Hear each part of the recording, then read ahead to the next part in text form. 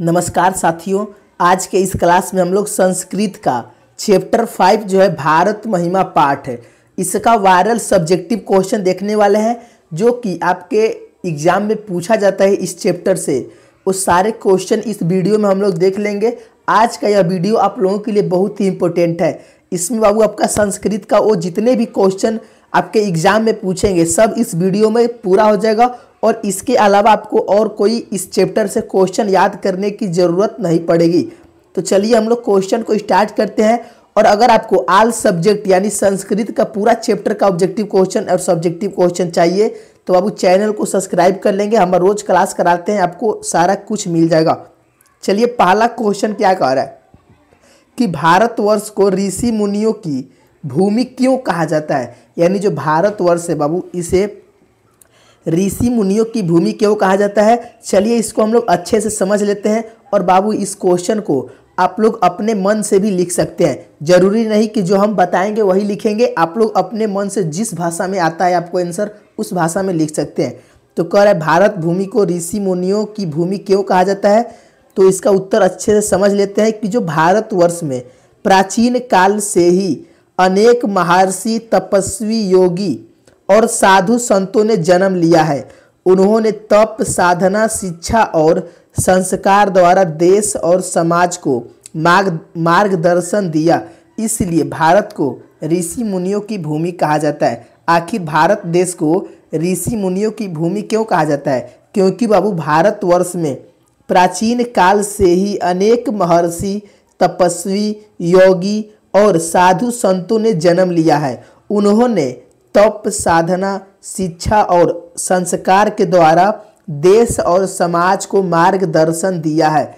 इसीलिए भारत को ऋषि मुनियों का भूमि कहा जाता है, ऋषि मुनियों का देश कहा जाता है। इस क्वेश्चन को अच्छे से याद कर लेंगे बाबू। यही क्वेश्चन होता है जो कि आपके सब्जेक्टिव क्वेश्चन में एग्जाम में पूछा जाता है। अगर उम्मीद होगा कि आपको सारा क्वेश्चन समझ में आया होगा, यह क्वेश्चन समझ में आया हो तो वीडियो को लाइक जरूर कर देंगे। चलिए दूसरा क्वेश्चन समझते हैं। करें कि भारत की प्राकृतिक संपदा की विशेषताएं लिखिए। यह क्वेश्चन भी है, आएगा आपके एग्जाम में। करें कि भारत की प्राकृतिक संपदा की विशेषता लिखिए। तो कैसे लिखेंगे आंसर समझ लेते हैं। करें कि भारत में हिमालय जैसे विशाल पर्वत, गंगा, यमुना आदि नदियाँ, उपजाऊ भूमि, घने जंगल, औषधियाँ तथा विभिन्न प्रकार के वन्य जीव पाए जाते हैं। इससे उसकी प्राकृतिक संपदा और सुंदरता बढ़ जाती है। यानी भारत भूमि के प्राकृतिक संपदा के बारे में बाबू इसकी विशेषता के बारे में लिखना है तो आप लोग अपने मन से भी लिख सकते हैं कि भारत में हिमालय जैसे विशाल पर्वत पाया जाता है, यहाँ पर गंगा यमुना जैसी नदियाँ बहती है, भारत में उपजाऊ भूमि, घने जंगल और औषधियाँ मिलती है, यहाँ पर विभिन्न प्रकार के वन्य जीव जैसे मनुष्य, विभिन्न प्रकार के वन्य जीव पाए जाते हैं और इससे उसकी प्राकृतिक और संपदा बढ़ जाती है, सुंदरता बढ़ जाती है। किसकी? तो भारत की बाबू। आप लोग अपने मन से भी लिख सकते हैं। आप अपने मन से लिखिएगा बाबू तो आपका एक भी नंबर नहीं कटेगा। और अगर आपको ऑल चैप्टर का सब्जेक्टिव क्वेश्चन चाहिए तो बाबू इस चैनल को जरूर सब्सक्राइब करिए। आपको सारा क्वेश्चन संस्कृत का क्लियर हो जाएगा। और वीडियो को लाइक करना मत भूलिएगा। और इसका पीडीएफ कहाँ मिलेगा हम आपको लास्ट में बताएंगे। पीडीएफ ले लेंगे, आपको ऑल चैप्टर का पीडीएफ डालेंगे। कहाँ मिलेगा हम आपको जैसे ही 8 क्वेश्चन है लास्ट में बता देंगे पीडीएफ कहाँ मिलेगा। चलिए तीसरा का आंसर दीजिए। कह रहे कि भारत महिमा पाठ का 5 वाक्यों में परिचय दे। यानी जो आपका 5वां चैप्टर है भारत महिमा पाठ है, इसे हम लोग 5 वाक्यों में अब भारत महिमा पाठ का परिचय देना है। तो चलिए इसका उत्तर समझते हैं कि इस पाठ में भारत के महत्व के वर्णन से संबंधित पुराणों के 2 पद्य तथा 3 आधुनिक पद्य दिए गए हैं। हमारे देश भारतवर्ष को प्राचीन काल से इतना महत्व दिया गया था कि देवगण भी यहाँ जन्म लेने के लिए तरसते थे। इसकी प्राकृतिक सुषमा अनेक प्रदूषणकारी तथा विध्वंसक क्रियाओं के बाद भी अनुपम है। इसका निरूपण इन पद्यों से प्रस्तुत है। चलिए इसको अच्छे से फिर से समझ लेते हैं। कह रहा है कि भारत महिमा पाठ के 5 वाक्यों को परिचय देना है। तो आप अपने मन से लिखिएगा कि इस पाठ में भारत के महत्व के वर्णन से संबंध है। पुराणों के 2 पद्य, पुराण से 2 पद्य, 3 आधुनिक पद्य लिए गए हैं चाहे दिए गए हैं। हमारे देश भारतवर्ष को प्राचीन काल से इतना महत्व दिया गया है कि यहाँ पर देवता लोग भी जन्म लेने के लिए तरसते हैं। इसकी प्राकृतिक ऊष्मा और अनेक प्रदूषणकारी तथा विध्वंसक क्रियाओं के बाद भी यह अनुपम है। इसका निरूपण इन पद्यों से प्रस्तुत होता है। यानी भारत भूमि बाबू के बारे में आपको लिखना है। आप लोग अच्छे से लिख सकते हैं, आपके मन में जो आए वो लिखिए बाबू, लेकिन क्वेश्चन को छोड़ना नहीं है। चलिए चौथा का क्वेश्चन कह रहा है कि देवता लोग किस देश की गुणगान करते हैं और क्यों करते हैं। यानी जो देवता लोग होते हैं किस देश का गुणगान करते हैं बाबू, इसका उत्तर समझ लेंगे और यह जरूर आपके एग्जाम में इस बार पूछेगा, ध्यान रखिएगा। कह रहा है कि देवता लोग भारत देश का गुणगान करते हैं क्योंकि भारतीय भूमि स्वर्ग और मोक्ष प्राप्त करने की साधन है। मनुष्य भारत भूमि पर जन्म लेकर भगवान हरि की सेवा के योग्य बन जाता है। यानी जो देवता लोग होते हैं वो भारत देश के गुणगान करते हैं। यानी देवता लोग किस देश के गुणगान करते हैं, तो भारत देश का गुणगान करते हैं।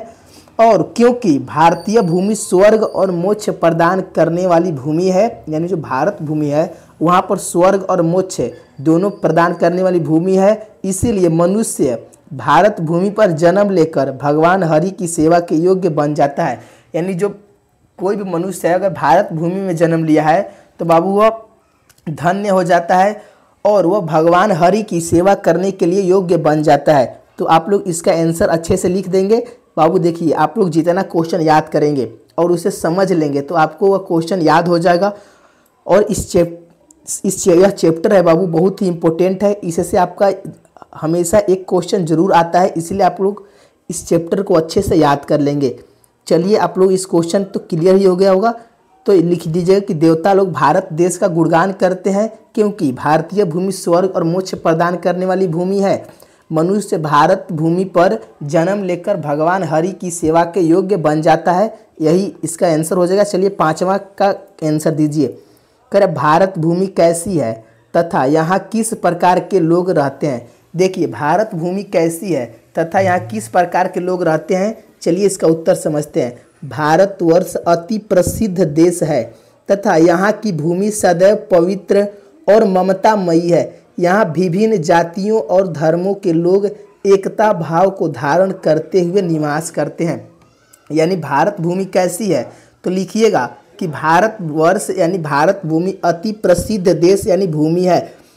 और यहाँ पूछ रहे हैं कि यहाँ किस प्रकार के लोग रहते हैं तथा यहाँ भूमि सदैव पवित्र और ममतामयी है। यहाँ विभिन्न जातियों और धर्मों के लोग एकता के भाव को धारण करते हुए निवास करते हैं। यह भी क्वेश्चन बहुत ही इंपॉर्टेंट है, इसको याद कर लेंगे। और बाबू आपको किस चैप्टर का सब्जेक्टिव क्वेश्चन चाहिए आप कमेंट में लिखिए, हम आपको उसका सब्जेक्टिव क्वेश्चन लाएंगे और अच्छे से समझा देंगे ताकि आपका एक भी डाउट ना रह जाए, सारा क्वेश्चन क्लियर करवा देंगे बाबू। बस चैनल को सब्सक्राइब कर लेंगे ताकि जितने भी क्वेश्चन करवाएंगे आप तक उसका नोटिफिकेशन चला जाएगा। और पीडीएफ के लिए आप लोग लास्ट तक बने रहेंगे, पीडीएफ हम आपको जरूर देंगे, वो भी फ्री में बाबू, इसका एक पैसा नहीं लगेगा। पीडीएफ का आप लोग सारा सब्जेक्टिव क्वेश्चन का पीडीएफ ले सकते हैं, वो भी फ्री में, और उसे घर बैठे याद कर सकते हैं। चलिए 6वां का आंसर दीजिए कि भारतीयों की विशेषताओं का वर्णन करें।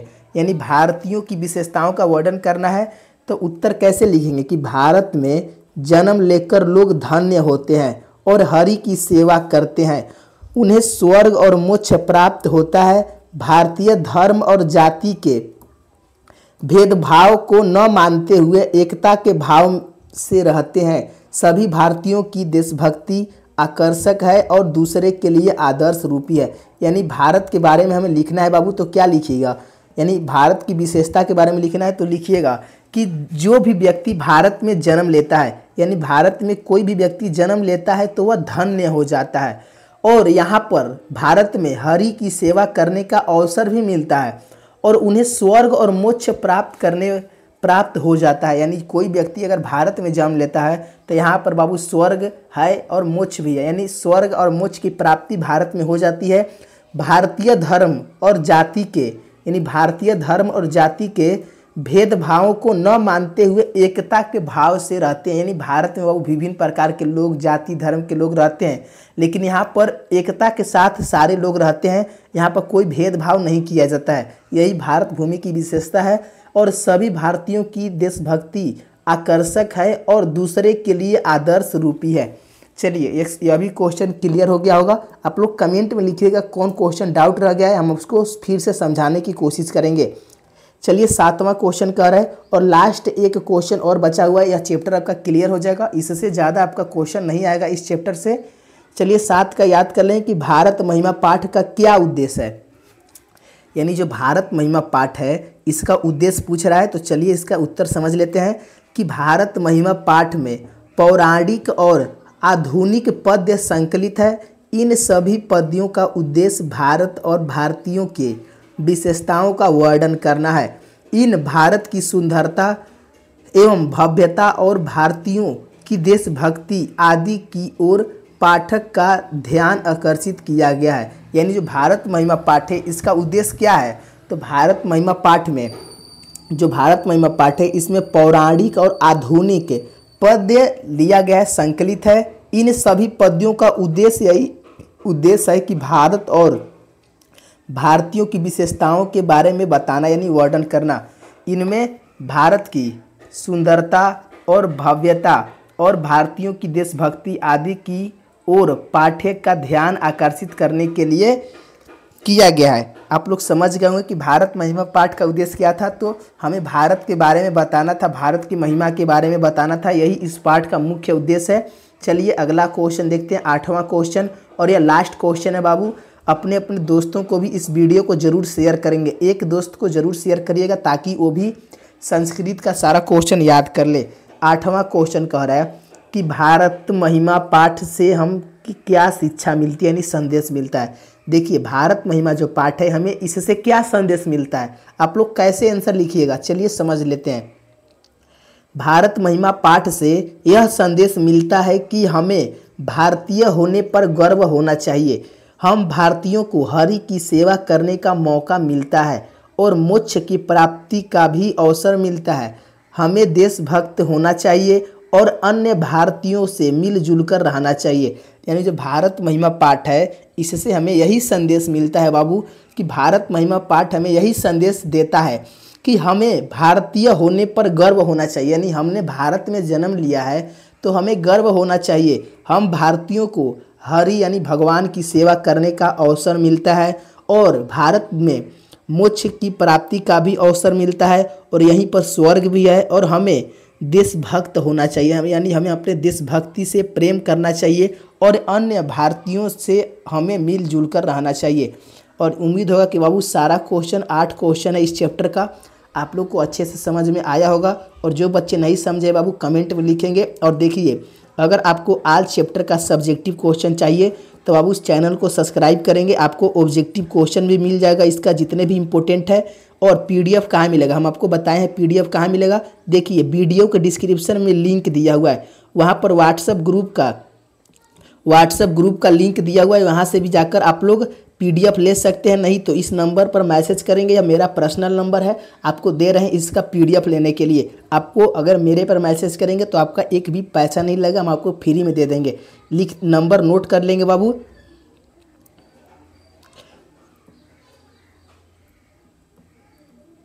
इस नंबर को अब नोट कर लेंगे, आपको हम फ्री में पीडीएफ दे देंगे, ग्रुप में भी जोड़ देंगे ताकि आपको आल चैप्टर का पीडीएफ मिलता रहे, सब्जेक्टिव हो चाहे ऑब्जेक्टिव हो।